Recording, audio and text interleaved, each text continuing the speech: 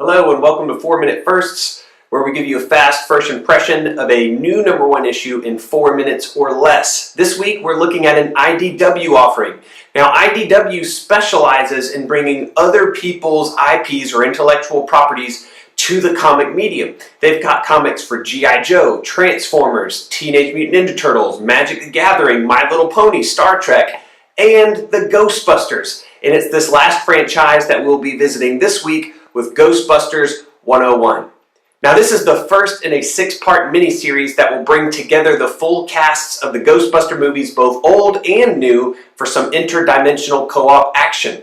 Now the more dimensions there are, the more characters you'll have. So this series will play host to Venkman, Stantz, Spangler, and Zeddemore, referred to as the Prime Ghostbusters, and Yates, Gilbert, Holtzman, and Toland, the quote-unquote answer the call Ghostbusters after the tagline to the most recent movie, along with Kevin Beckman, which was Chris Hemsworth's character from that recent movie.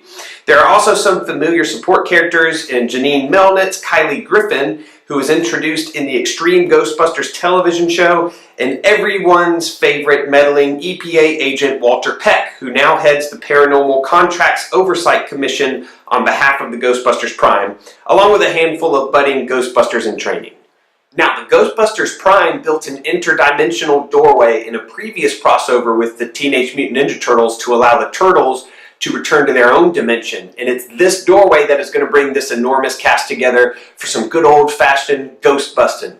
Now, it doesn't happen in this first issue, but it can't not happen. The first thing I loved about this comic was the dialogue. Writer Erik Burnham does a great job accurately depicting the personalities on the pages that I've come to identify with the characters on the big screen, which should come as no surprise as Burnham has written everything Ghostbusters for IDW since 2011. And with Burnham are two other Ghostbuster comic veterans, and artist Dan Schoening and colorist Luis Antonio Delgado.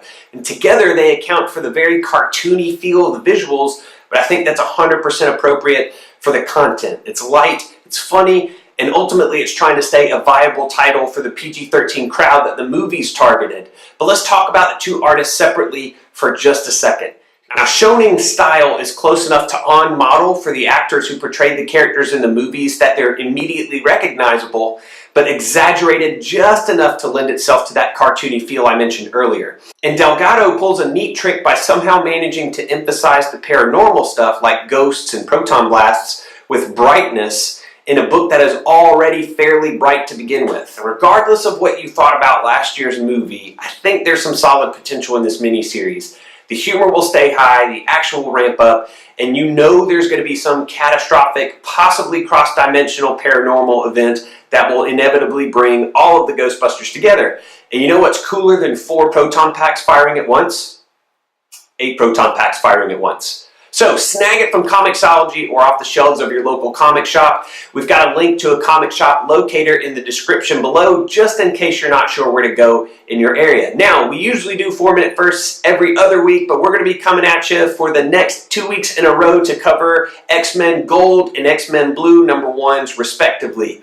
But in the meantime, give us a like to the right, a subscribe to the left, and consider dropping in on nerdsonearth.com for even more nerdy content. And most important of all, if you like what you're seeing here on YouTube from us at Nerds on Earth, or what you're reading over on the site, share it, tell your friends about it, and stay tuned.